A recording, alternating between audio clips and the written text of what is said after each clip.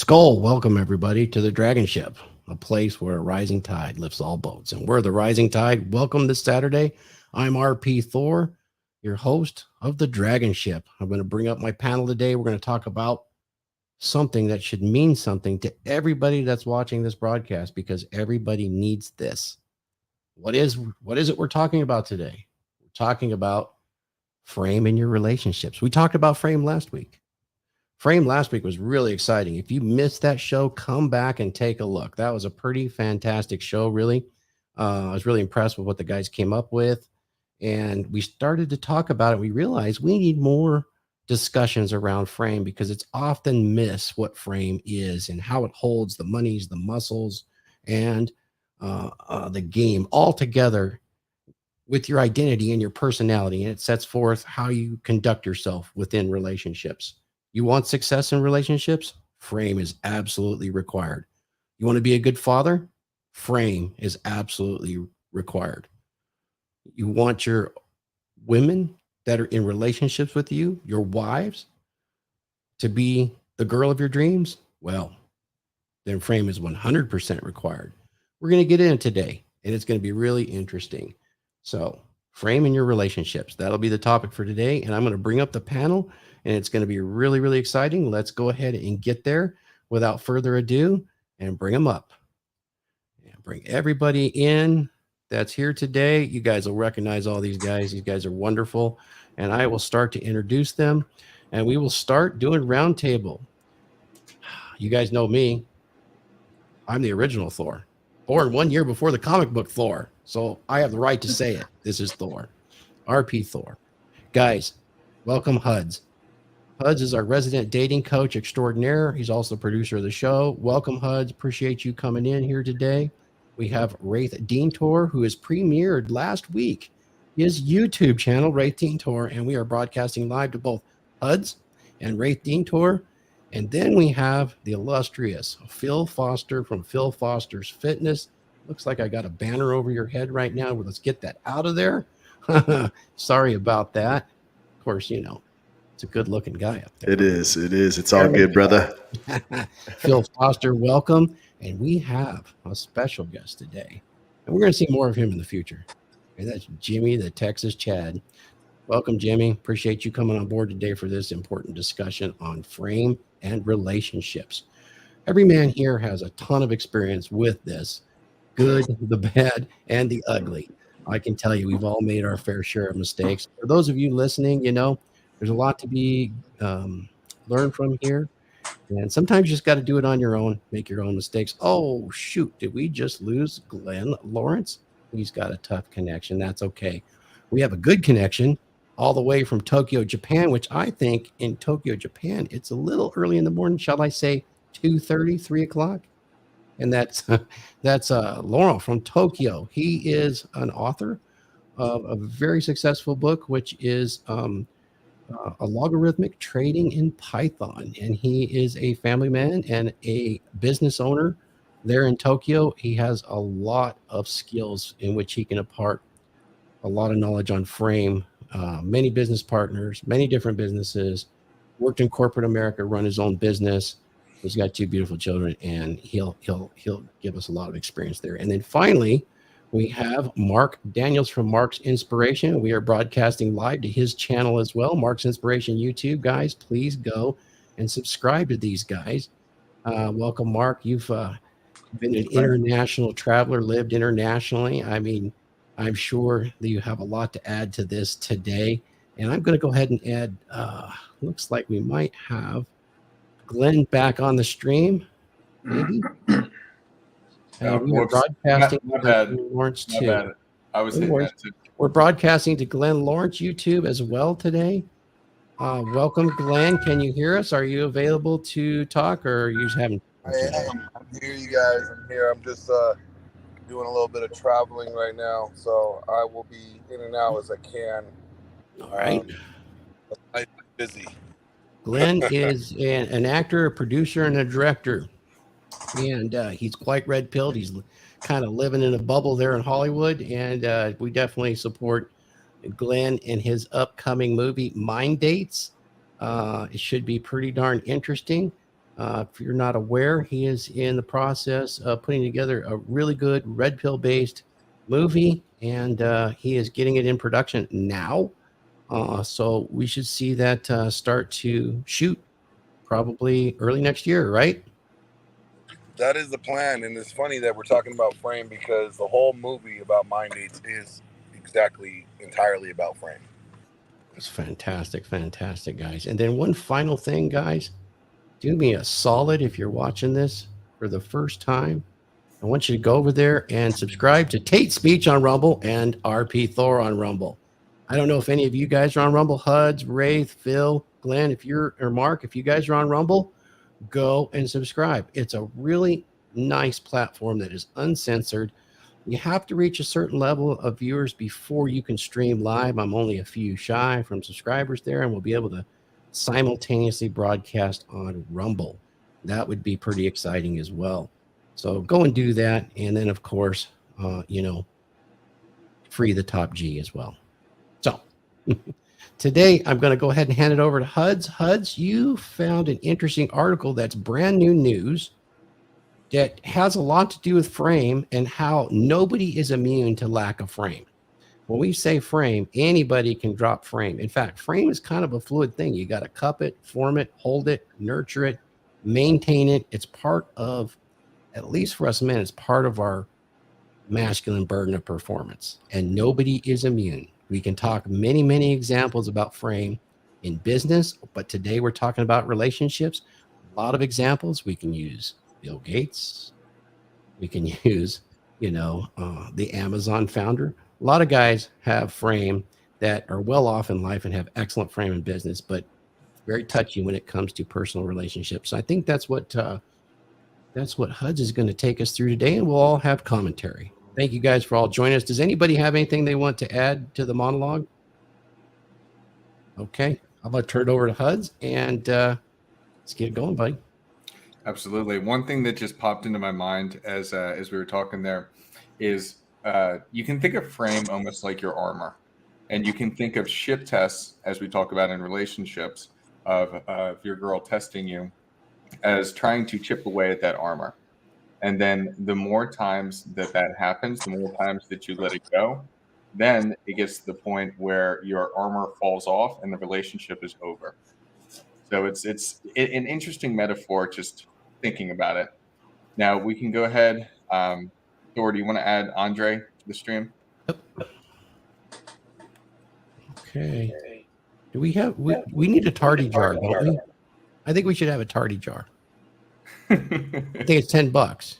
Andre, it's $10 in a tardy jar. We'll put that towards improving the studio quality and the quality of our stream. How about that, huh? Just kidding. Excellent. I love it. Okay, great. You missed the introduction, but I'm going to toss it back to Huds. And, Andre is an NLP practitioner extraordinaire. He's also familiar with hypnosis and coaching men. He has many years of experience, and he has decided to jump on board with the panel here and add some of his wisdom from many years of his consultations. And we appreciate it, Andre. Thank you. Awesome. So I think almost everybody knows who Tom Brady is, but for those maybe internationally or don't follow football at all, he's kind of revered as the GOAT, the greatest of all time in football. I don't even know how many it is right now, 6 or 7 Super Bowls. He's a quarterback, and just for years, he has dominated. Now he's, I believe, like 44. 43 or 44, and he retired. It finally happened. He's like, all right, we're done. We can't do this anymore. I mean, he's getting old. He hit the wall. Yeah, risk of injury is very high when he's on the field, and he was retiring. I believe, didn't they win the Super Bowl last year? Isn't that what he did? I don't even remember. I don't follow football, but he ended on a high note, and then he just suddenly the itch came and he wanted to go back to football. And now his wife here, Giselle, not too happy about that. Now, essentially, in this story here, when he decided to unretire, he even had taken 11 days off of the preseason training due to personal reasons. I'm sure we know what those personal reasons are. The bitching, nagging, and fighting that was probably going on at their house. And then what she ended up doing is she was so frustrated with him that she took the kids and flew off to Costa Rica. Now, I don't know if that's listed. It's got to be listed here somewhere. Yeah. So she left their home and went to Costa Rica. And so he's left after having already taken this time off from preseason training. Now he's left by himself to think about his actions. And I find it very interesting when we were talking a little bit about this prior to, is that even though he is he is high status celebrity, and it's like, why would you ever leave somebody like that? It's interesting. She actually and this is something that Glenn reminded me of, her net worth is actually higher. So even by being the best quarterback, arguably of all time, she still is the breadwinner in the relationship. So it's essentially she holds the frame here. Yep. Very unfortunate for that family. And then can I offer a caveat though? You know, I understand where this comes from, and people, like this, it's very exciting to talk about. So we know there's three sides to every story here. And we're going to make that assumption here. There's hers, his, and then there's the truth in between. But there's things we can assume here as far as frame that fit the red pill. Really interesting. She is essentially has a higher income than him. She has quite a good status. Now, he has a very top status. I think she'd be really hard pressed to find anybody with more status than him. And that's probably held it together for as long as they've been married. How long were they married, Hud? Or are they? Oh, that's a good question. They have children too, right? Yeah, they have children. And what's also interesting? She used to date Leo DiCaprio as well. A top echelon. I mean, this anybody looking from the outside, this is their goal. They don't know they can't do this. Yeah, interesting. So they've been together for 13 years. Mm-hmm.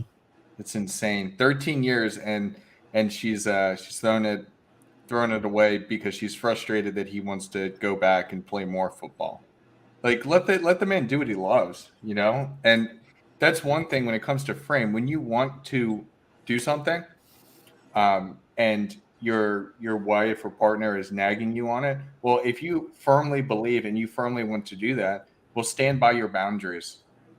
Yes, and that would be holding frame. Now, interestingly enough, did he comment on this at all? Who, Tom? Yeah. He did have a couple different things that he had said. This is just one thing from an awkward press conference. It's all personal. Everyone's got different situations they're dealing with. We all have really unique challenges to our life. I'm 45 years old, man. There's a lot of shit going on.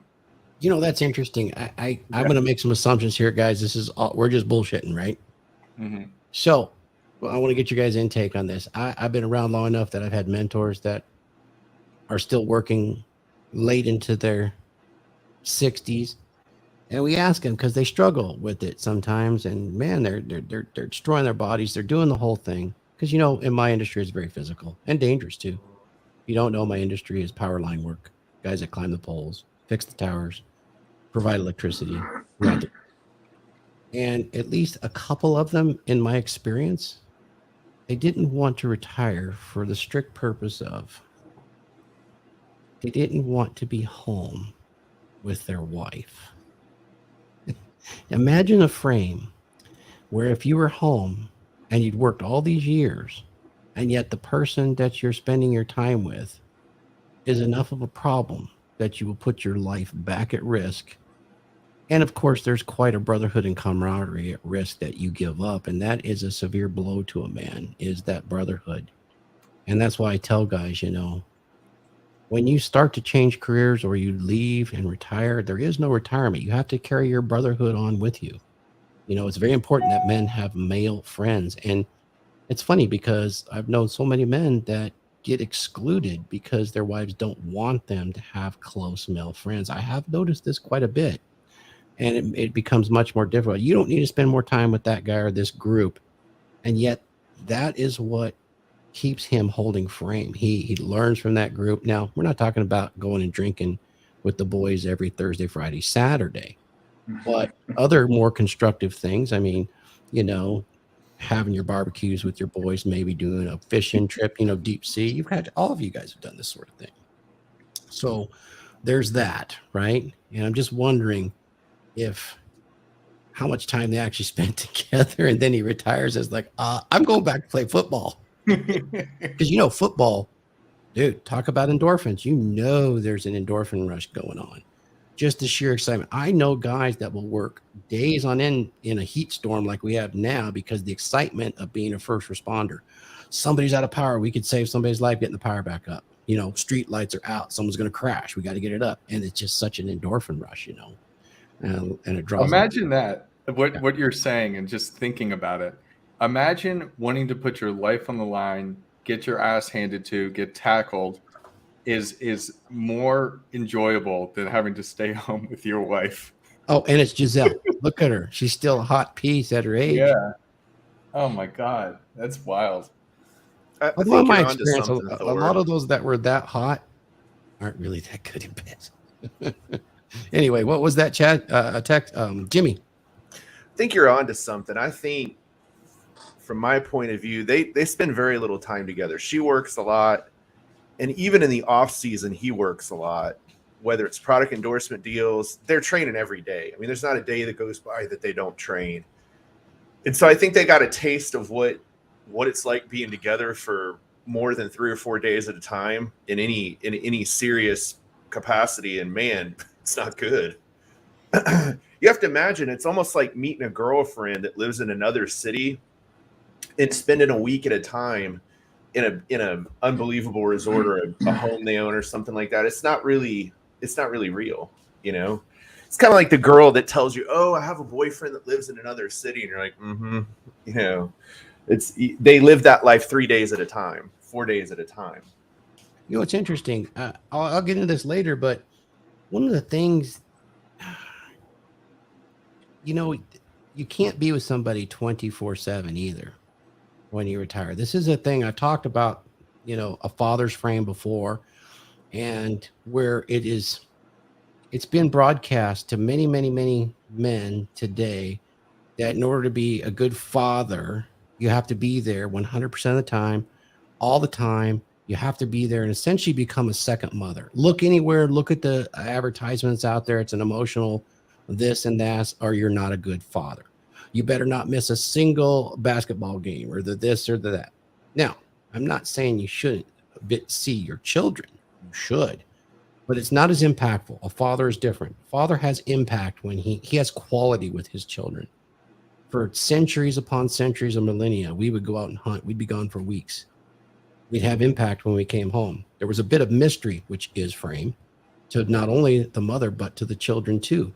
And we would impart our knowledge in impactful events, you know. And I think that's really important that we just continue to do those things today. We have to be men on our mission. Why would you do that? The frame for a man is loyalty, sacrifice, security, protection. In order to do that, you're going to have to get out there and you're going to be away from your family and your loved ones in order to provide that. You're going to create that environment for which they want to be in there with you. When I was young, our fathers were superheroes. That was their frame.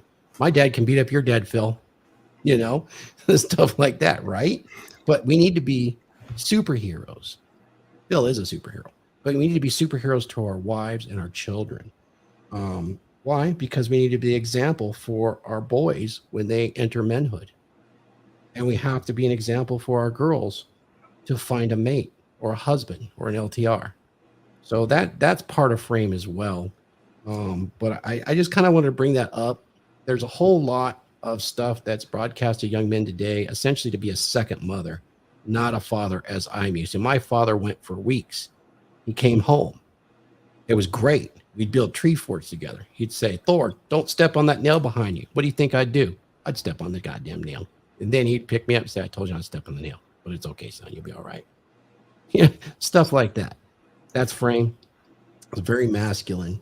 And we followed that guy. It was good family leadership, but he also had leadership in his own life. I'm wondering how much of that is there with Tom Brady, Huds. What do you think? I mean, did you follow Tom Brady? Anybody here a football fan? I mean, I'm just kind of. I'm not a football fan, but I've got a comment. Yeah, please, Ray. I think a lot of the problem that we're not seeing is the fact that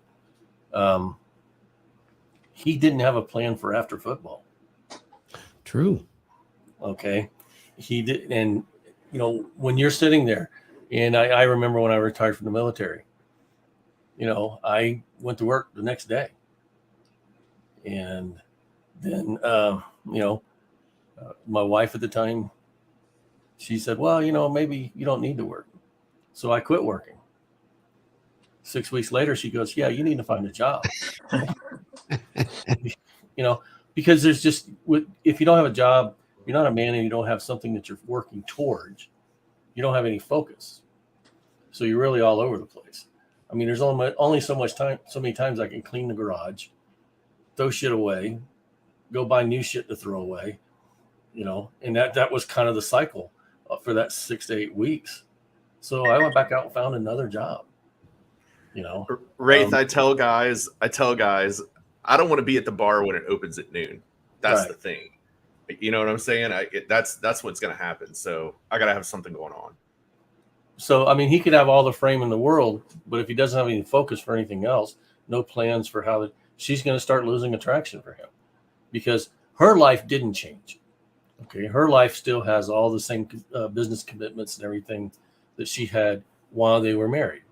Mm. His life was the one that changed, and he didn't have enough forethought to understand, when my life changes, I have to fill that gap with something else. And that's when all these, you know, as they're sitting there and she's trying to, and I don't call them shit tests because I don't know her, but these value evaluations is what it really is. What is your value to me now? And as he's going through that, he can't identify that to her, because the only thing he knows is football. Yeah. And that's what he's known for. You know, so what is he going to be known for from this point on? And that would be a reason why he's considered the greatest of all time in many ways, that type of focus. So I would be surprised if he had a plan considering that level of focus. Well, he probably doesn't. Most of them don't. I mean, and you look at those that play well into their 40s. I mean, they're broken down 50-year-olds for the most part. Yeah. Don't a lot of them end up broke too, even though they had a lot of money? And Right. Yeah. So he's trading, you know, he's trading that fame after retiring. He's trading that fame for being a dad and a husband. And first off, he doesn't have any skill set to do that because he hasn't been around. And the second thing is, you know, that's not where he finds value in himself. And he's got to start looking at, where do I pull value from for myself as he goes into the next time he retires, if he does. But like I said, it's just too many of them crash and burn. Too many people, famous people, crash and burn when their abilities are gone. I think for Tom, can you guys hear me? I think for Tom, honestly, it's a business thing for him.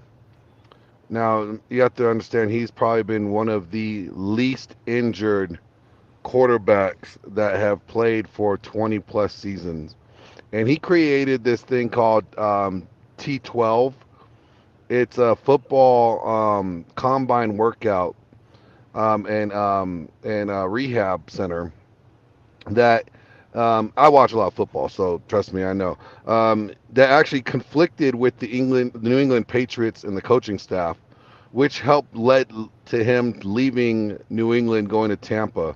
And he actually established it in New England, but once he moved, he had to reestablish it in Tampa Bay. And I think for him, it's a business thing. I think a lot of it is he doesn't know what he is outside of football. and he's trying to establish his business to the point where he could still be part of football but not part of football at the same time. And I think for him, it's just that he doesn't have an identity outside of football, and his wife does. So now it's like, what is he? Who does he become after he takes the pads off? He becomes the house husband, and he doesn't want that. He wants to find another way to be somebody of importance as he is now outside of the football game.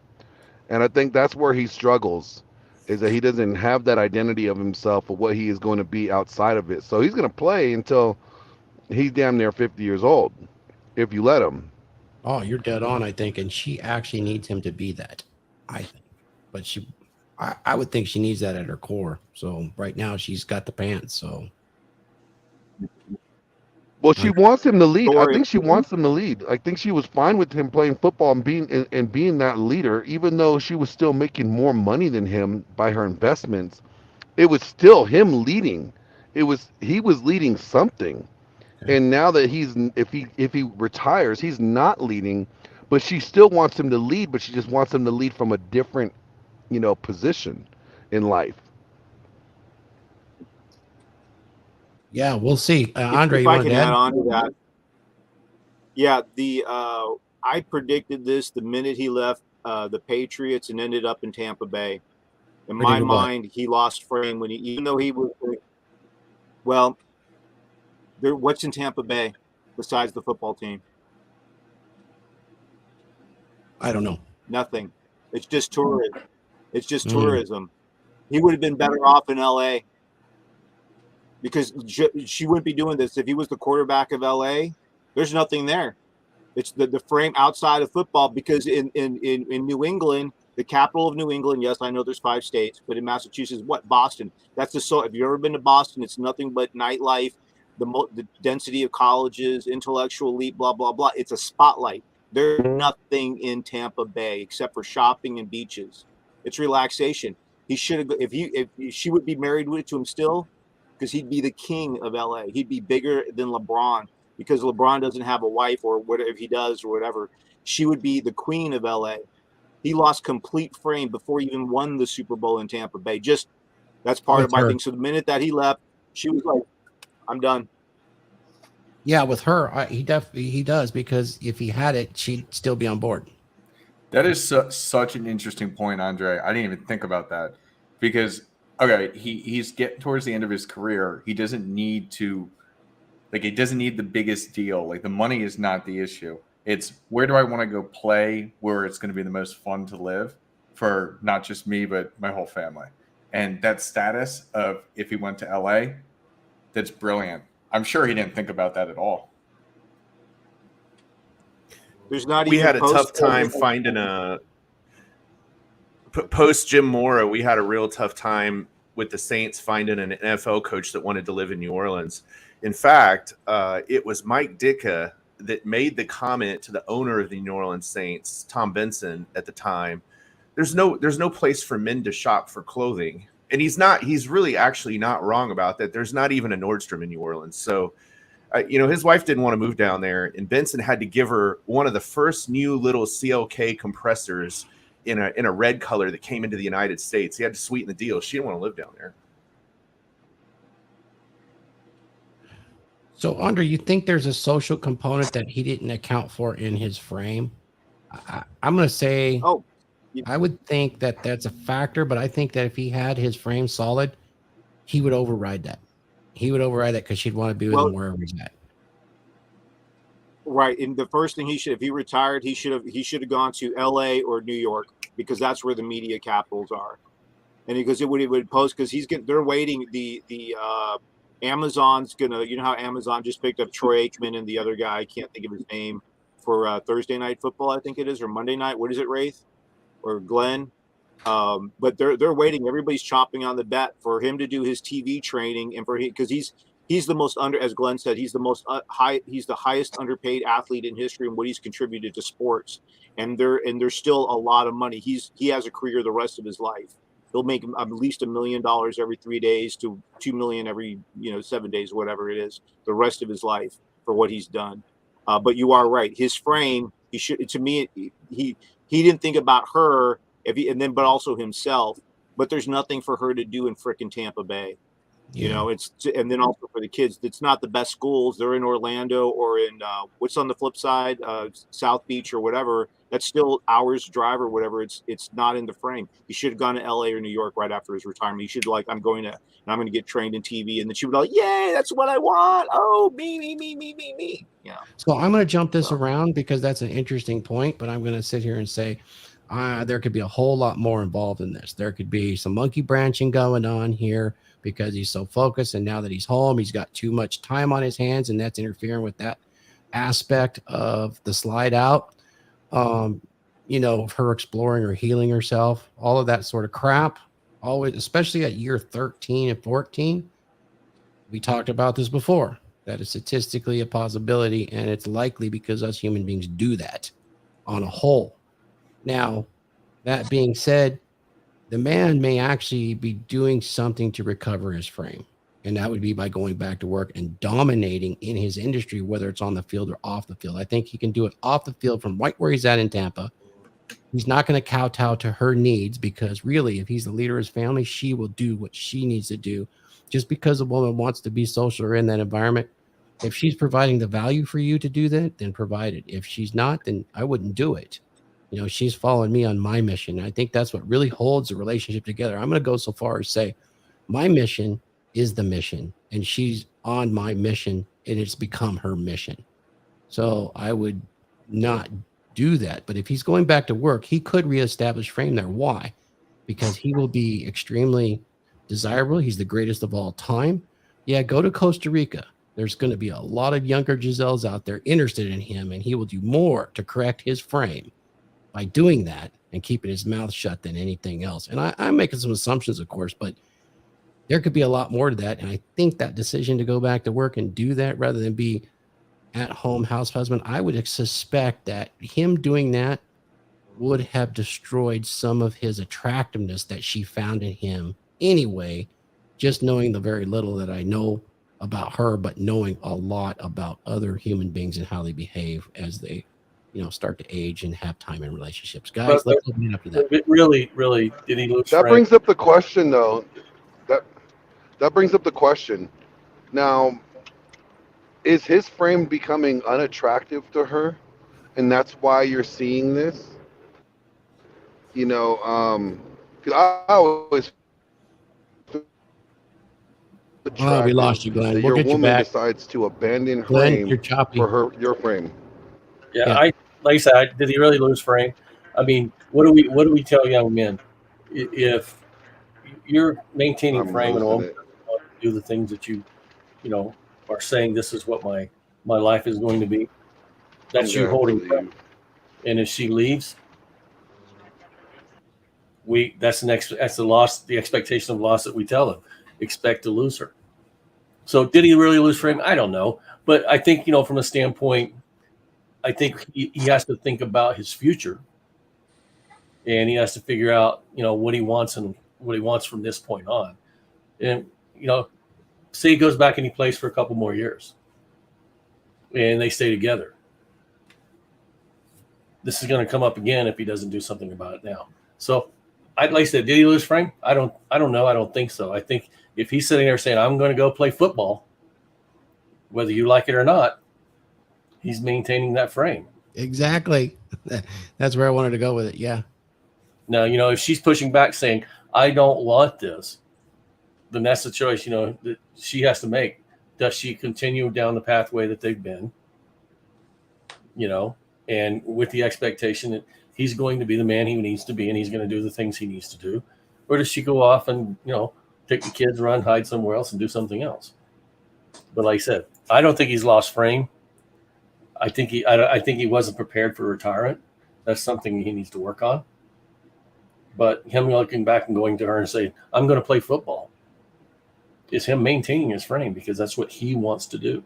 Whether it's for financial reasons or business reasons or anything, he's making a choice to choose football as a way to stay in frame and be involved in his life. So It's a good observation. I mean, I kind of twist it that way myself, missing information here. Lauren, I saw you. I want to give you a shot on this from Tokyo. You have experience with relationships, and I mean, dare I say, a few of us are approaching that retirement age, the sports heroes that we are. Laurent, you're up. I mean, it's the same everywhere. Like, for instance, you were talking about people who retire. I've seen many guys who've spent their entire lives climbing up the ladder, only to know to find the day after they retire that it was leaning on the wrong wall. And there's only so many barbecues you can do. And I just finished his book called The Passion Trap. So it's really interesting. It's a very nice segue. It's a segue into No More Mr. Nice Guy. It's basically the dominant frame takes it all. Like, there's always a one up and a one down in every relationship. In the case of Tom Brady or in the case of Sylvester Stallone, they were the one up, and then there's a change in the dynamics, so they're a bit unsettled, and all of a sudden the dynamic changes and they one down, and then the woman starts to look down upon them. So it's really about looking at this from a frame perspective. Who has the dominant frame? It doesn't mean domineering, but it means dominant. And how to reclaim the frame is very important, because if you think about it, he's got the money, he's got the looks, he's got the status, he's got everything you want, and all this holds together only because you have frame. And also, if you think about it, she divorces him, she takes the house, she takes the kids, she takes the money. What is the glue that's going to hold it together? Is frame. This is the only thing that holds it together. And I've seen many guys who have a professional frame, and when there's a change, a subtle change, they get passed up for a promotion or they lose their job. 6 months down the road, the wife divorces them. So that was my two things. So The Passion Trap is a fascinating book to read in terms of frame. Who has the dominant frame and how to reclaim the frame once you've lost it. So let's talk about reclaiming frame. I mean, that's one of the problems I think the red pill actually has when you have guys that are in long-term relationships that have kind of fallen into blue pill thinking. Give the little lady whatever she wants, happy wife, happy life, instead of what we all believe, which is choose a good wife, have a great life. Different scenario, but you do that, and it's easy to do. You got your steady supply, you're going to do it, you want to make her happy, you're in there, but then things naturally start to shift because of female nature. I'm not slamming women, I'm glad they do, but at that 7-14 right there around 21, there's this shift. Things start to soften, find new genetics, repopulate the earth, the whole thing. There's a monkey branch, whatever these stresses are, socially, loss of attraction. And the guy says, I want to reclaim frame. I see a lot of guys in our space, and I could be wrong, but at least guys that have come to me, so I may be biased. And it's like, okay, I'm going to reclaim frame. Right now, I'm writing down, you know what? No more Mr. Nice Guy. Fuck you, bitch. Fuck me, or I'm fucking another one. And it's that from day one. And I caution guys that that's not how you reclaim frame. As much as you want to be the top G and do that right now, it is a gradual thing that's almost invisible. Yes, will you have these confrontations? Well, you're going to have to deal with some of these when you reestablish frame. You're going to have to conquer things. But using finesse and time to your advantage. Has anybody had a conversation with a significant other? And part of your frame is that it's not going to be taken well to begin with. I have an example, and I'm going to use it as very benign. I have a wife, and this wife doesn't like change that much. She's smart, but she likes things the way they are. If I was blue pill too long, that's the way she would love it. If I'm red pill, that's the way she likes it, And she, for years, she didn't want a cell phone. And then I bought her a cell phone, and she complained that I bought her a cell phone that she didn't need, didn't want, and wouldn't use. What do you think happened after a few months? Yeah, she liked it, loved it. It was great. And then she graduated to a flip phone. That was fantastic. What do you think she did when I bought her a smartphone? I don't like it. It's hard to use. I will never use it. You wasted all of your money. Shame on you for buying me this iPhone. I don't like it. It's too much. What do you think she says about that today?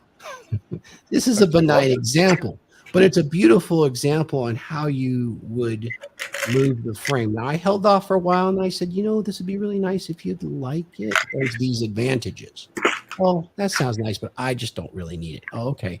And then I would look for examples where she did need it for a map or something. I said, man, if you had a smartphone, it'd be pretty nice. She goes, yeah, I suppose, but I really don't want one.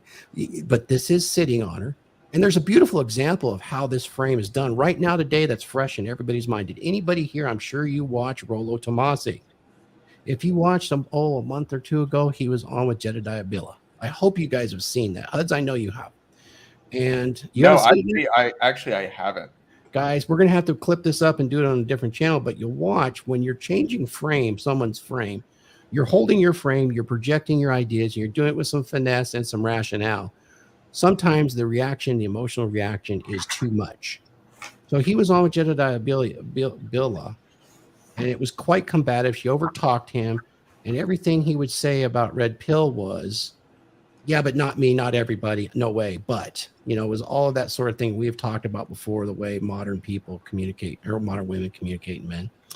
And then give it a month or two as she sat and thought about it, and the rational mind started to raise itself, and she could see different pieces of it. Go watch the interview you did with her 1 week ago. It's a 180-degree difference. There is an acceptance of some of the raw truths, which allowed them to communicate in a fashion that was incredible. And at first, you could see Rollo was struggling keeping that frame, but he did really well. She was just going to fight him the whole time. And then the second time you watch the interview, it meshes so beautifully inside of Rollo's frame. I think if you're watching and you pay attention, that's a great example of it. So I think a lot of times us in the Red Pill say, you got to change your frame, and it's right now, and it's exciting to just say, fuck that bitch, we're doing this now. Probably the wrong thing to do. If you haven't done it, you got to ease into this and get knowledge and experience and then go. But I think you're talking about the extremes that we deal with. Yes. And that's what not a lot of guys understand, or not a lot of people interpret. We have guys that come to us that are suicidal. And you do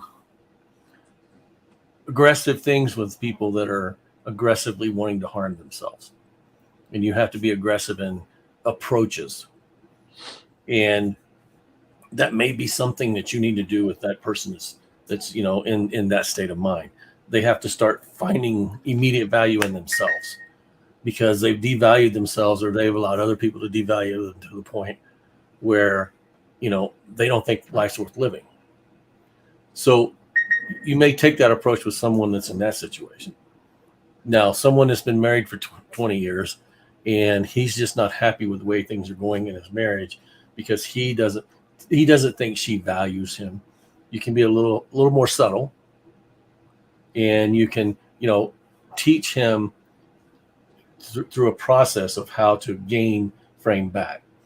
All right. It may be immediate to him, but he has to be able to solicit the values and stuff that she has and start changing those values. And that's a more delicate attempt at trying to change someone else's values.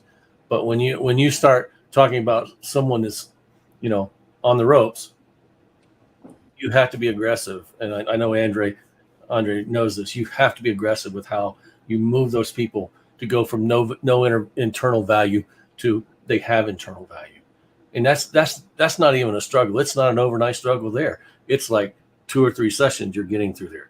The first thing is keep them off the ropes first. And then you start moving them to the center of the circle. Okay, and then when you get them into the center of the circle, you can start showing them all those fences around them in the octagon or the circle. Those are there to protect him, and to keep everything in control. That's where you start building the frame, whether it's a square ring or round circle or octagon. Well, that's fantastic. What a great time. How about bringing up Wraith's definition and covering that for us, Huds, as part of the show now, so it brings us back on to what frame is. Sure. Yeah, I can pull it up. I don't have the original definition because I didn't save what I had from before. However, give me 1 second here. However, I do have the original Nice. original slides. So if you want to, Wraith, just to speak on frame, why it's so important. I know this is something that you focus on with people a lot. Well, I think, what I first off is that we just define frame. Frame is a psychological context and subcontext that you live in. Okay. In all the NLP guys, psychology guys, hypnosis guys can talk to you about presuppositional phrasing, how presuppositional phrasing or presuppositions develop your values and your beliefs. Beliefs are actually the core things that you pull from presuppositional phrases. And if you find those things that you really believe in, those become values like integrity, honor, those kind of things. Those are really hardcore beliefs that you need to live by. And like I said, that's kind of what it is. It's just, but it's more in the sense that you have to understand that you're always going to have some kind of frame. All right. And it's whether or not you have a frame that you want. And that defines how you treat other people and how other people treat you. You set those boundaries and those rules around what's acceptable behavior from you and what acceptable behavior you'll take from other people. That's pretty much the basis of frame. And I think a lot of guys, we work on, I know Andre does, I do. I know a couple of the other guys that do hypnosis and other coaching. They work on your values because we want to establish values that, you can project for yourself and values that make you feel good about yourself. And if you have values that you're constantly struggling with, those probably aren't values that you need. But your values should stand for something, and they should make you feel in a positive way about you. So that's what frame is. I think if you go to the second slide, there was a couple things on there. Sorry about that. Yeah, one thing I want to say, and what I was writing down, like frame and boundaries are so interconnected and so important. And what I find is when people are lacking frame, it's because they're also lacking boundaries. And so when they start to have those boundaries, understand themselves, and then start living as themselves, then they start to have a stronger frame. I mean, obviously it doesn't fix it all. That's only a piece of it, but it's at least a great starting point. Right. Well, I think, the reason that happens is because they start believing in themselves. And that's the main thing. And it's done by developing little competencies that give you confidence, and those little competencies are what most coaches, most mentors and stuff work on. How do you, add value to yourself by just those little competencies? And, like I said, the first paragraph on that is frames a genuine look at you, your values, your boundaries, as well as the physical and social expression of those. Frame does not belong to the red pill. It's an expression of your beliefs and how you construct the life you want. That is what frame is, guys, in simple terms. Excellent. Do you want to go to the second slide or you want me to pull that? No, we're good. I think right. we covered everything. Good. Phil, you wanted to jump in here? Hey, what's going on? Yeah, I was just playing devil's advocate a little bit there too, in the private chat between us. I was just saying, what about women that refuse the subtle influences, right? That they were discussing earlier in the stream, like a couple of minutes ago, being subtle and just implementing your strategies quietly. And, I continue on. I said, I've seen good women that have been programmed by feminism, that girl power, and they refuse. They deep down inside know that you should be the man. She should fall into your frame and he should lead. If he's ticking all the boxes and she refuses that, subtle, that the harshness might come out inside of that man as well. You see what I mean? That directness, that hardness, because here's the thing, when it comes out. Absolutely, Bill. This is part of what happens is you're going to get challenged when you change frame. You will, particularly by the women. Think of it this way, guys. Guys, as soon as she starts to sense a change in the frame that's a little bit uncomfortable, which it will be, you have an ultimatum yet. You're just changing things, setting it, and you're moving it in the needle in the right direction. She will run to her girlfriends and spill her guts out what a DB you are, because it used to go this way and now you're changing it. Yeah, you're changing the game, right? But what you're Uh-huh. really doing is you're actually assuming control and taking the seat at the head of the table where you belong. Yeah. I think a lot of women, though, are so programmed for that girl power stuff. Well, it's kind of like, circling back on this topic of, Brady and his girl. I mean, she's a woman of serious influence and power. So that dynamic is probably up and down all the time. I would almost go as far as to say is that he's almost like a switch in some instances, Thor, because the simple fact is who she is and the security she has developed for herself and her popularity and whatnot. Yeah, I think that women in general, they can be taught, and especially if you have a really good woman. If you have a good woman and she's teachable, but she also has that outside programming or that programming from her past before you came along in her life. And you discover that, okay, no matter what implemented strategies I apply, whether it's hypnosis, no offense, Andre, or anything like that, or any of these other little strategies, I think, at what point do you cut bait and run? Okay, so say you're in a relationship with someone for 10, 15 years, and things are going along. She tests your frame, but you're still implementing the same strategies and you're still holding her true to your frame. And she constantly is testing that. Yep. Where's the weakness at in your frame then? Right? Okay. Why is she constantly probing that? Why? And I would say that it's more or less that feminist or feminism that has programmed these women to thinking that they don't need a man. Oh, I'm glad you bring it up. I actually have a whole list of these. They're called added liabilities and added values. Let's go. Let's hear it. One of the issues that you run into, you can go back and watch the channel where I talk about principles of long-term relationships. But, when you have the frame and you set your own frame, that's you. That's your identity. That's how you operate. You want to change something. When I say that you need to just not immediately start with ultimatums, ultimately the frame is moving in this direction. Get on board. I'll give you several places to jump on the train comfortably, but the train's going to move faster and faster where you can't grab onto the handle anymore and get on board. That's kind of the direction, if you, as a man, you need to go to rein this back in. Part of it, though, there's a lot of variabilities. If she has added liabilities, such as in her group of friends, she is the one that's influenced, you're fighting an uphill battle.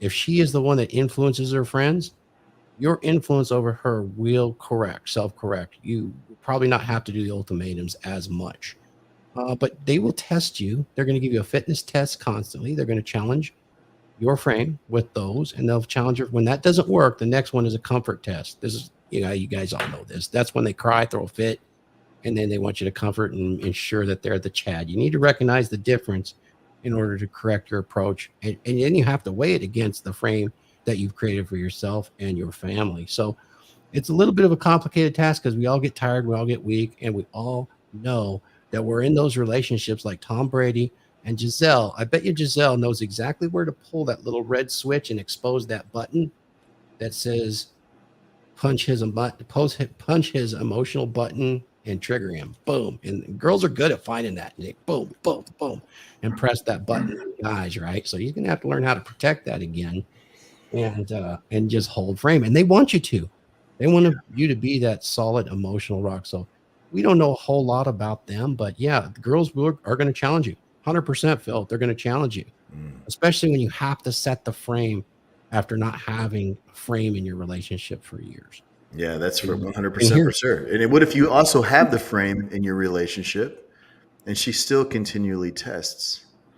At what point does that just become a pure liability and you just cut bait and run? There's a lot of guys going from a blue pill condition mindset to a red pill condition mindset that are trying to correct their lives and get things under control. What about the guys that have it under control? They have the assets, they have the job, they have the social status, they have all the things that they need. And men don't need that much, but everything that they've built for themselves. Well, that's a great question. I actually kind of lean in the direction that doesn't really exist that way. And I'll tell you why. Let's go. Because guys that come to the red pill, they actually don't have their frame set first. They try to set the frame of the relationship without having their own frame set. And this is where Wraith really shines with those men, setting that frame first. I see Jimmy. Jimmy, you've been through this, huh? Yeah. So you have to set it here. That's first step. before you, even if you think you're setting it for your relationship, if this isn't here, she's going to challenge, and you're going to get to that point very quickly. And I'll tell you, and then I'll let Jimmy speak. I'll tell you, you have to go into the relationship with an understanding that's not supposed to be painful. Right. Okay. And if it's painful and it's hard work, it's not a relationship. That's you being someone's father. Okay. And it forces you from being dominant to domineering. So you don't want to be domineering. You just want to be dominant. And you know, I am more than able to say, hey, this isn't working for me because you're making me be a person I don't want to be. So you got to go. And that's where you understanding what your boundaries are, what the liabilities or her liabilities are. And like I said, I don't visit a subject any more than 3 times. If there's a 4th time, I'm just saying you're evidently not getting this, and we probably shouldn't be together. It's that simple. And I haven't had any of the women that I've been in long-term relationships haven't got to 4 yet, because they know I'm serious about it. Ray, do you apply that in all your relationships? All my relationships. That's what I thought. You know, if I'm your friend, if I'm your dad, if I'm your husband, your lover, whatever, I am not going to. It's not going to cause me pain to be with you one way or another. It's not. Either you're going to change, you're going to accept that, or I'm going to walk away. And everybody that's in my life knows that. Doesn't mean I'm an asshole or anything like that. All my kids know I love them.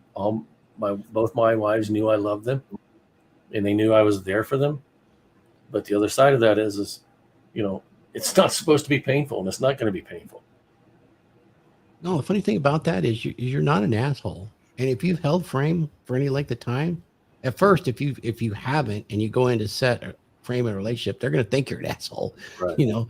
But you do that first for yourself. It's like walking the talk, right?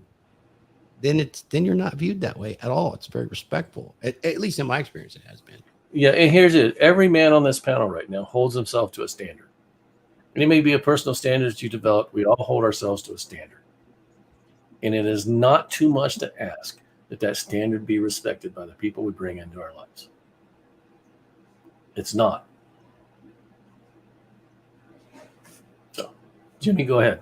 Fantastic. It's an interesting discussion. I found the red pill in 2017, and I was coming out of a failed relationship, and it was really the perfect time to kind of take an inventory of what I was and my way of being without having to deal with the externality of somebody else. And so that's probably really the most ideal way, I think, to go through that. I think hard mode is being married and being in a relationship that's on the rocks and there's kids involved and that type of thing.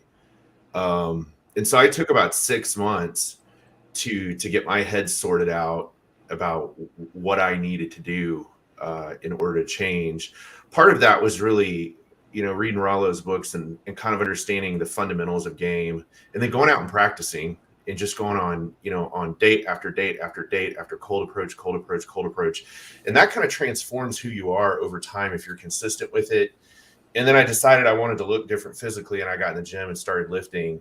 Thor, you've been a big part of that. And it just doesn't happen overnight. You know, the other thing I would say that I think a lot of guys that are new to this really underestimate is the impact of being able to take care of things that are traditionally masculine pursuits. So I take care of all of our cars. We have 3 cars. One of the cars that I have is a AMG Mercedes that's a number of years old. And so I do all the maintenance to that vehicle. In fact, this morning I crawled under it and replaced an O2 sensor that had gone bad, that had caused a check engine light. And that's like second nature to me now. You know, it took took longer to jack the car up because I don't have a lift than it did doing the actual work.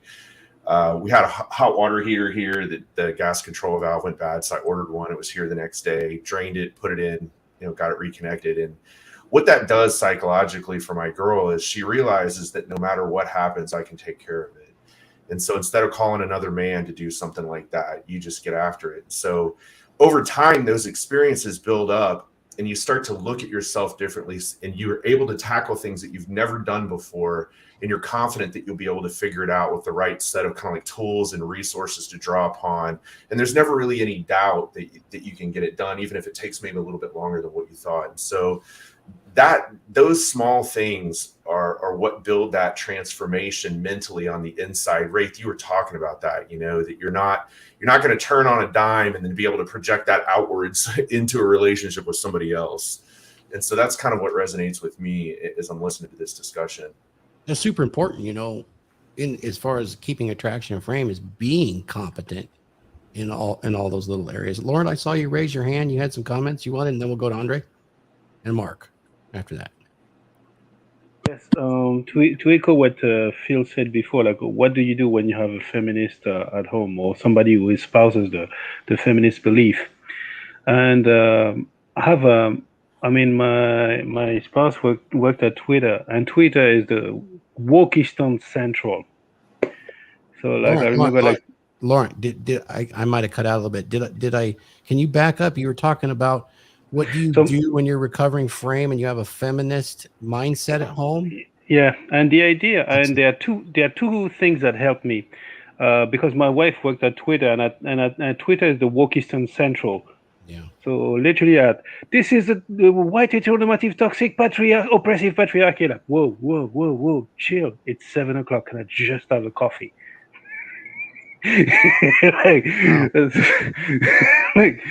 And then gradually, she peeled off. But the idea there, and this is something that I believe that I espouse. Two beliefs that I espouse is like, number one is like, imagine somebody says that and it's a drunken across the bar.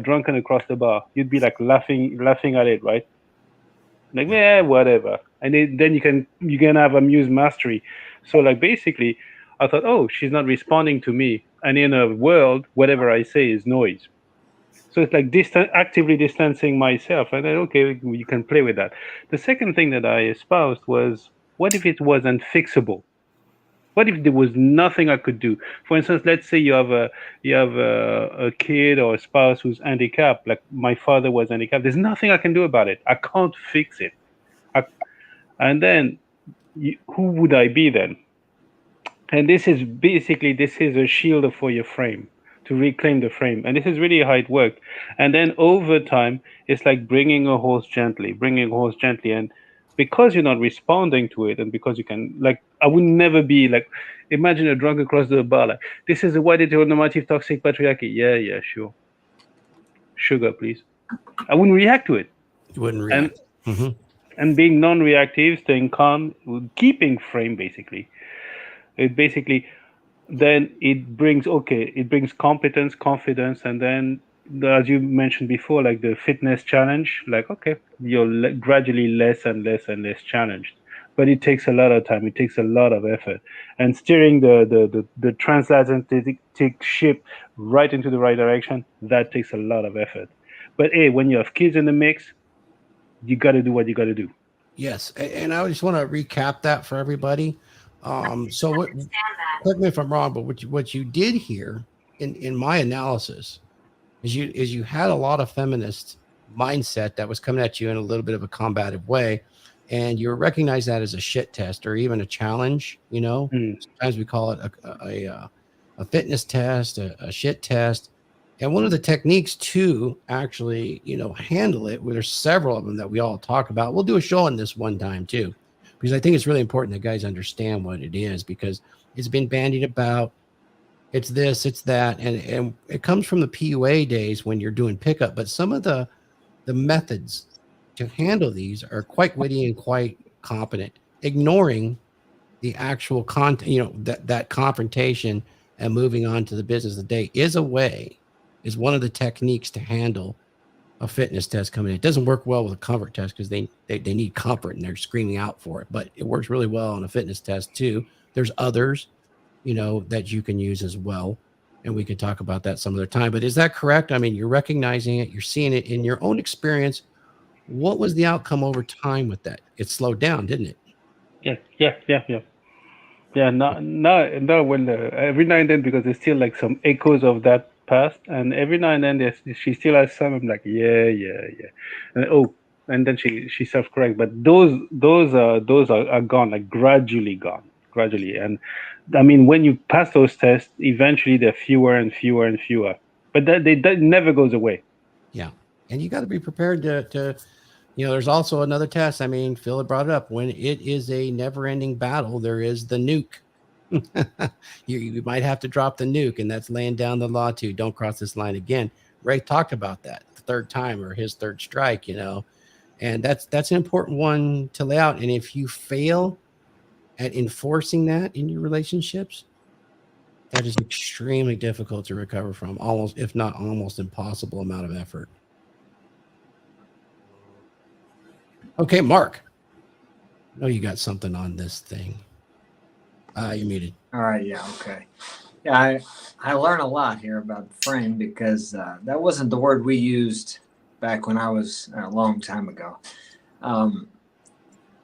It's important. And I was thinking as I listened to everyone speak that frame for me, what I believe is it stems from how you feel about yourself, like Jimmy, right? The text, that's you, Jimmy, down there. Yeah, okay. We're talking about being able to fix anything in your house. I can do all that stuff. So you feel confident about yourself. You feel capable. To me, it goes back to your self-esteem, your self-worth, your self-value. And someone else mentioned about boundaries, because when you feel a certain way about yourself and you believe in yourself, you're not going to let anybody direct your actions. You're going to keep on point with what you are doing. So frame is actually set without you really having to think about, I need to set the frame. I need to keep the frame.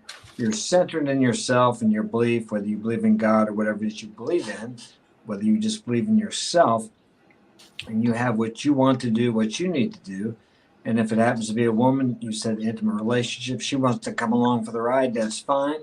But she's either going to support you or you'll cast her away.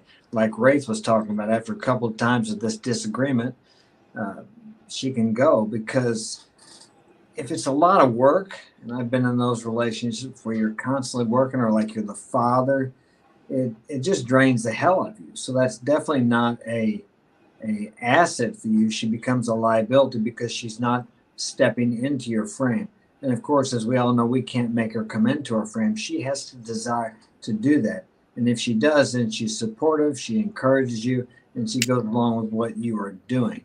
And it's everything in life. It's not just with relationships. I can give you a recent example. I had to go to the school yesterday. My daughter was being picked on by this other girl, whatever. So I went up there to talk to the resource officer. So I walked in the office. After they let me in, you have to push the door. You can't just walk in anymore. So, and there's like 6 or 7 women standing there, and the resource officer, but I didn't know that was him. And they all stopped and looked at me, and I just said hello very loudly. And I said, I need to speak to the resource officer. And he walked up to me, and I put my hand out. I said, my name is Mark Daniels. I need to speak to you about this. I said, can we step outside?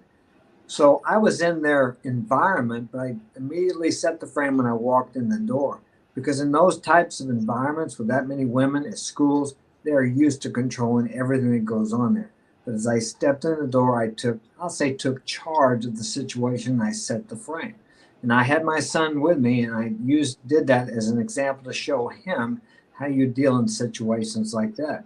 In all my life, when I help guys, I would say, anytime you walk in a place, you walk in there like you own the place, not in an arrogant sort of way, but it's the way you project yourself, the way you feel about yourself. I've worked out all my life, so I feel good. I do that for me. It's not so much that women will be attracted to it, it's how they're attracted to how I feel about myself, because I know I'm in good shape. I can handle myself in any situation. So I set the frame when I'm in any environment. And if I'm not, then that has nothing to do with the environment, but it has something to do with what's not right within myself. So that's my perception on frame and setting frame. Oh, that's beautiful. I mean, that's wonderful. It fits right into what I teach all the time with dominant masculine presence. You own the room, but you're not creating an air of dominancy where it's like Right. domineering, but you own your space, the space you take in, you take control of it, and yet you have a pleasant character about you that is in your leadership qualities that draws people to it, and then your frame is set for you because of that. No, it's not combative right off the get-go. It's like, oh, this guy knows what's going on. He's an authority. He has that presence. It's a good thing. And women It's a follow quiet, you. understated confidence. You know, it's Yeah. not bravado. It's Yeah. not loud. It's not coming out of your mouth. It's how you carry yourself and how you move through the world. Beautiful. I saw some hands, but I don't know who wanted to. Hit me on the private chat. I Who think wanted to jump in. Andre, go ahead. I was going to. So one way, I have to say one back to Wraith when dealing with guys who want to eat lead. I agree with what you said and building guys back up. What Phil was talking about earlier is like, how do you get? I think what Phil was talking, how do you get her to buy into the frame? And everything everybody said is 100% correct. If I can't, or if I may, what I'm going to do is just was how do you build out the parallel? So you have trying to set frame or wanting to set frame. Yes, your masculine frame being, and the distinction, Mark, of being alpha and dominant versus domineering. Domineering is very low status. 1,000%, my brother. I love that. One way that I would do it, like in Phil's world, what I would do is say, if I was selling Phil's products, just as a side frame to think about it. Hey, everybody else has niacin and creatine. I have pharmaceutical creatine made in Ohio or in Germany. It's the highest level. The stuff at Walmart and GHC, the product you're talking about, is literally the lowest level. It has rice junk in it.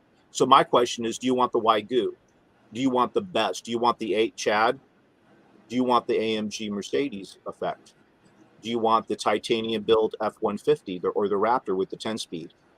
Laurent, what I'm talking about is I teach crypto or trading. I forget exactly. I think it's yeah, you can take training from 1,000 guys out there. What's the parallel? I'm the Wagyu. I'm in Tokyo. Wagyu is from here. Why wouldn't you go to the mountain and the base mountain where everything's at? You can go to anybody. It's all over. You can go to the Stop and Go, the 7-Eleven of crypto trading. But if you really want it, I'm from France. The English learned money making from us, from Louis XIV, Louis XV. That's why they talk about that type of furniture. Do you want the Monet or do you want the freaking McDonald's? I'm just saying, do you all buy into my frame right now? There you go. Somebody else have something on that? I saw a hand. I buy into your frame, all right. Thank you. No, that's phenomenal. I love that. It makes me think of last night. So like I just moved to this new area, and so my girl and I are still exploring it. And we went out last night to a couple different bars that I had never been to before, and we were talking to some people, and she shared this with me after the fact because she was talking with another girl about it, or just talking to another girl, and she had met the other girl mentioned it, and she thought not only that I was older than I was, but that she literally said like he just carries himself with just like this mature presence, which I thought was like it was an interesting thing to hear somebody say and comment on. But it's true. It's walking through places with that quiet confidence, and it's just I don't even know how to explain it. Just the way that you stand, the way that you move through a room, the way that you talk to people, and it just permeates. Like you essentially, when you think about going anywhere, it's almost as acting as if you're the boss of the place. But that domineering is absolutely something to pull away from. But if you move through the place as if you're somebody, people notice it. It's very powerful.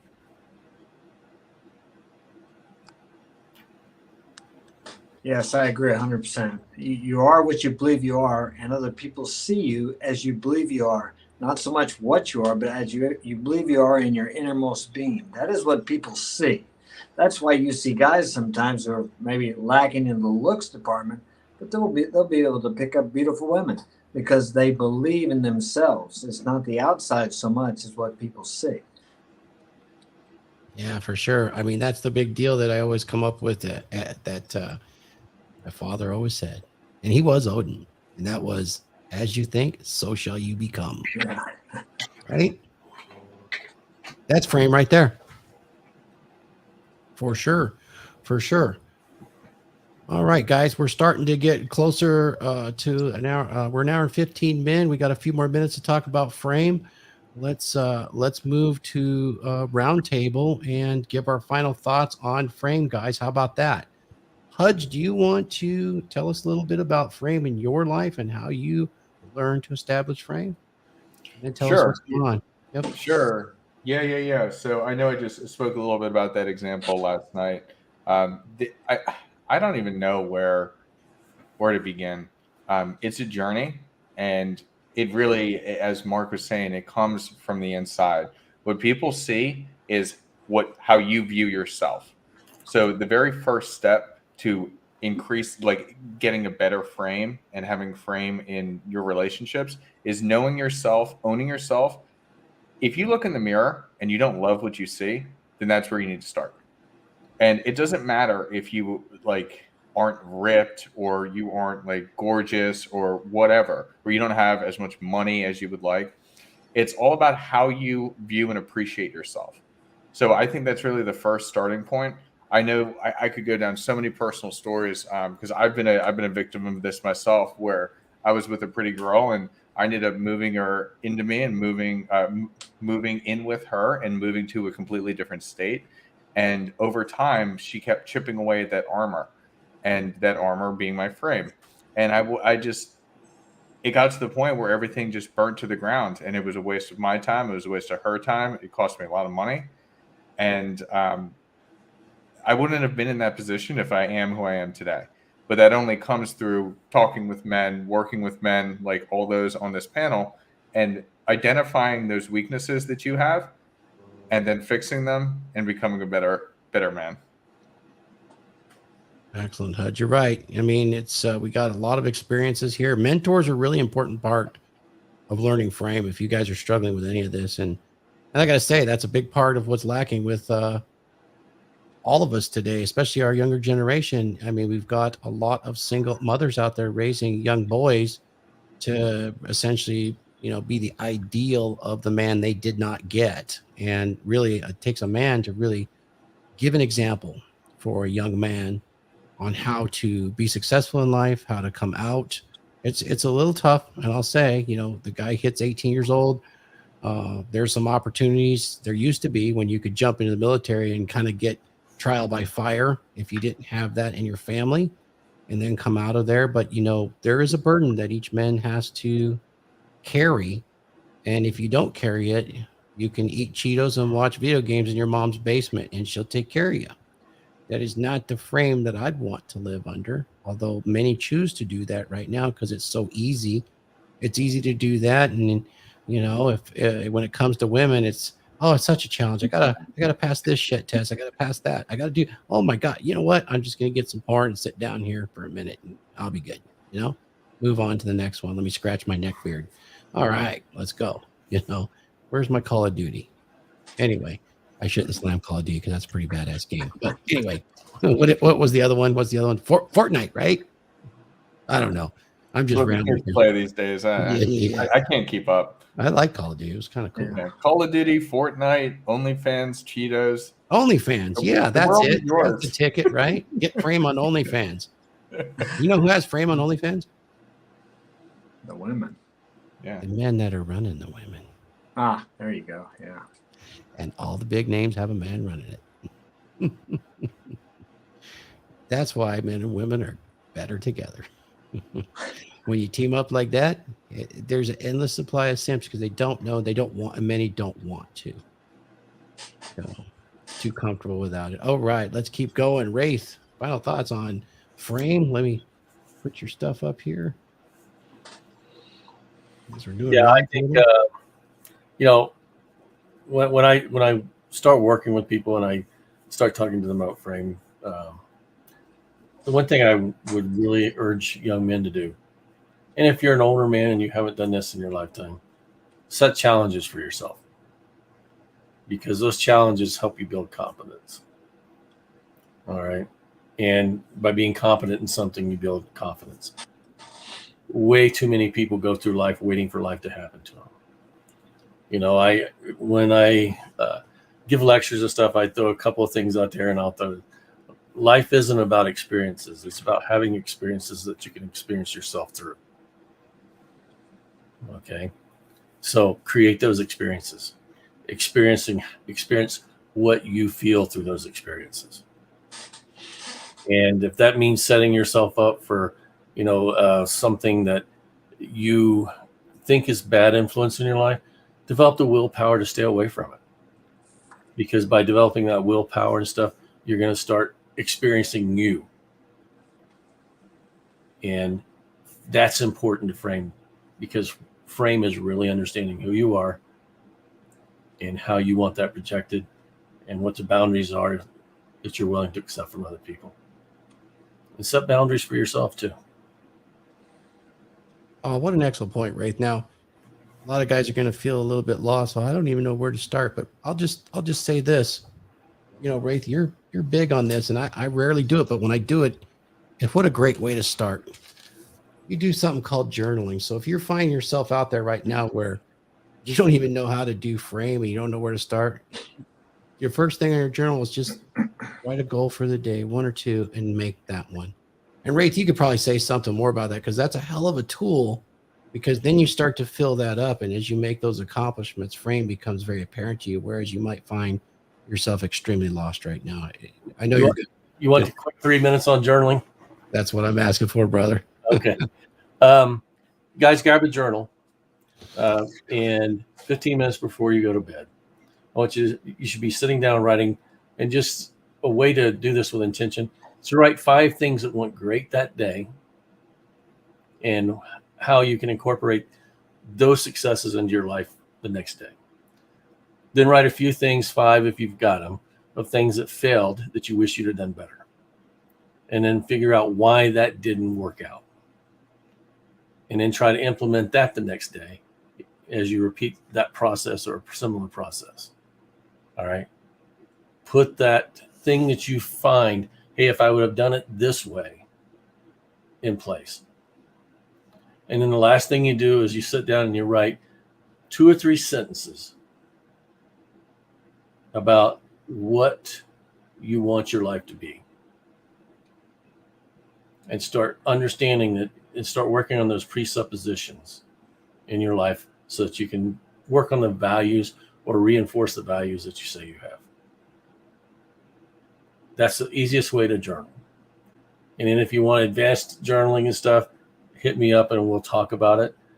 But that gets you started, and you have to do it. 15 minutes every day is all you're asking from yourself to journal. And if you're not worth 15 minutes, you need to talk to someone about how you value yourself.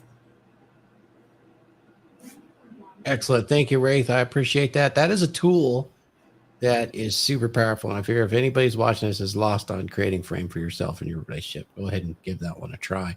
So let's go ahead and let's move along down the list. Laurent, you got some final thoughts here, brother? I mean, thank you very much, Wraith. I was thinking, it's funny you mentioned journaling, because I was thinking about 2 techniques. One was journaling, and thank you very much for this. There's also an app called a 5-minute journal. So the format is like gratitude, accomplishment, what would make today great. But the second thing also that I think is an interesting tool, and something that is scheduling your time. So for me, for instance, scheduling has always been a problem. Like I remember I saw people like they write or have an appointment with a dentist in the schedule. Like, oh, dude, this is such magnificent shit you're doing. Meanwhile, I can solve stochastic equations in my head. But the idea of scheduling your time is very important to reclaim frame, because it gives importance to your time. It gives structure. And when you want to accomplish goals, structuring your time, scheduling your time, and this is something now that has become second nature to me. I write down the stuff that is coming to me, put it on a piece of paper, and then schedule my week, schedule my 2 weeks. And then I can always go back at, oh, I accomplished this, I did that. And also, for instance, for the time like, oh, scheduling the gym, scheduling the swimming pool, scheduling this, scheduling learning. or scheduling being with you, gentlemen. And the idea of scheduling gives importance to time. I mean, at least to me, it puts, okay, this is my time, this is my limited life, and I don't have much time or energy to give elsewhere. Does it make any sense? It does. Thank you. Thank you so much, Laurent. Really appreciate you. Thank you for jumping in here. I know it's late there in Tokyo. Thank you. Mark Daniels, 3:30. you are up, my friend. What are your final thoughts here? Well, I have to say I learned from everybody today. I don't know if anybody else got anything out of it, but I sure as hell got a lot I out of love doing this. It's from what great. everybody said. Give me some new ideas. For me, as I said before, frame always manifests from what's going on inside of the person. Um, how you feel about yourself, your confidence, your self-esteem, your self-worth. I think if you don't have, to me, that would be the foundation, because I think we teach people how to treat us. And if we don't feel like we deserve to be treated a certain way, why would we even set a frame or try to hold frame? Because, hey, I'm not valuable anyway, so you can just walk all over me. I experienced similar to what HUDs was talking about one time, and that's kind of what brought me to this community.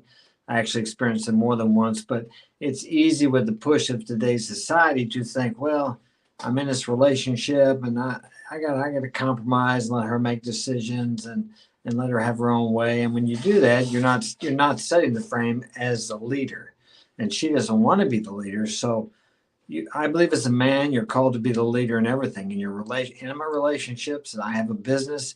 I have to coordinate everything going on. And if I don't know what to do, I have to act like I know what to do, because I have to get the employees to work here, as you know, Thor.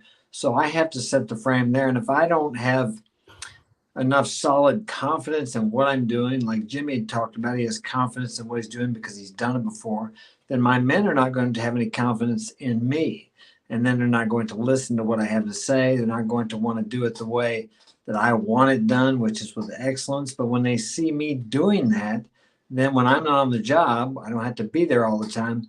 They can finish up a job because they're following my lead, not because they're afraid of getting fired or cutting their pay, but because I've taught them by my example. When it's almost good enough, but we can do it a little better, or just because someone can't see it, we're going to fix it anyway because we know it's there. And that's what I want them to do. So that's the frame I set in my work. And then with my children, it's the same thing. I agree. You don't have to be with them all the time. I'm very fortunate that my kids can work with me. I've got to spend a lot of time with them, but that is not valuable unless you're showing by example what a man is supposed to do and how he's supposed to set the frame for those around him as a leader. And kids will test your frame. They will test the boundaries, and you have to stand up to that. And that's exactly what they want you to do. And then when you do that, they learn from you to stand up for their boundaries and to control and set their frame and stand up for it and not allow people to walk on them. They're not doormats. None of us are. So we have to have our own standards, and to have a hell of a high standard, which I do for myself and everybody that's around me, is just what I choose to do. And I think Ray talked about it. As I said, if you don't want to adhere to my standard, that's fine. I understand it. It's hard for me to adhere to it. But if you don't want to, don't try to fight to bring me down. You can just go on your way, or I don't really want to have anything to do with you. So you have to get those people out of your lives. That's my take on it. No, I appreciate that. That's fantastic, Mark. You're always welcome here. We sure like having you on board. It's my pleasure. What a great panel, man. Phil, what is your take on this whole topic, man? We got more to come because we are going to talk about frame in business and friendship relationships next. This is all about relationship. Yeah. But it is a rather big topic that's very misunderstood. And I like the way everybody kind of comes together, converses about this, and learns from each other. What are your thoughts on this? First off, what a great panel, man. I've learned a lot of things, Good thing I didn't have to follow Wraith up today, man. That dude's always got golden nuggets like flowing from the speakers, man.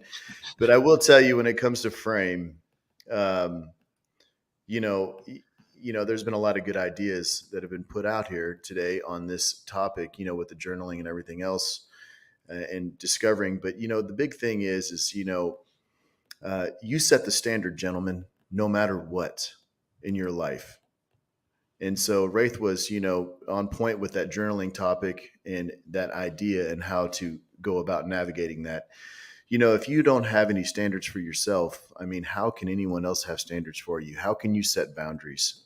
So the big thing is understanding first and foremost that you, gentlemen, if you're watching this and you're just starting out, you need to figure out what your worth is and understand that you are worth a whole lot more than you're giving yourself credit for, first and foremost. And if you're putting up with things from people in your life, for me, Wraith is generous. The three option is really generous. It's normally like 2 times and I'm done, for me, on the second time around. I don't know how many dudes I've removed from my life and my social circle for the simple fact is that, they just weren't congruent with what I was trying to do for myself. And when it comes to relationships and women, I love women, but here's the thing. If you have a woman in your life that can't follow your lead, okay, and you are ticking all the boxes as far as being a solid gent and handling your business, that's why I keep circling back on this from earlier in the stream. If you have a woman that just can't get with the program, then the nuclear option might be that option. And that's a tough decision to make, especially if you have time invested, kids and everything like that. And Wraith made a valid point. I can't articulate the way he said it, but he said something about how'd you say that? A relationship shouldn't be painful. Is that what you said? Is that how you said it, Wraith? Yeah, that's what I said. It shouldn't be painful and it shouldn't be hard. It shouldn't be painful and it shouldn't be hard. So if you're beating your head against the wall and you're ticking all the boxes, gents, then sometimes it's better to cut bait and move on. How many men right now that might potentially watch the stream they're scratching their head, they've read the books, they've had mentors, they've tried to figure these things out and they don't understand why? Well, not everybody in this world is, we aren't without flaw. Okay, so the point is this: if you are trying to build something and you are being a man and you're being intentional with the way you're living your life and you're doing the things appropriately and you're not being domineering, maybe that's just a flawed situation. And so I encourage you to have the courage to not be afraid of that nuclear button. Okay, so when you're developing frame and you've ticked all these boxes, if it's still unsalvageable, if you're still miserable, if it's still hard, like what Wraith was talking about, if it's still painful, and you've got so many years in, it's time to start thinking about yourself first. And so that's the big thing, right? When it comes to frame, is you put you above everything else in your life first and foremost. And I believe that if you are doing things with intention and you are doing things with integrity and you are being a man and ticking these boxes, the good will flow to you and the bad will just have to be removed. And that's what I got on frame and relationships. Thank you, Phil. That's so well spoken. The nuclear option, gentlemen, is laying down the law and adhering to it. That's what it is. It has to always be present. If you're going to succeed in the relationship, there are boundaries you don't cross.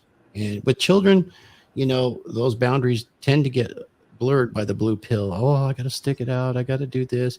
Look, make your best effort. But really, if you can't live in your frame and have the relationship in your frame, you move your frame. I mean, the children are actually better off.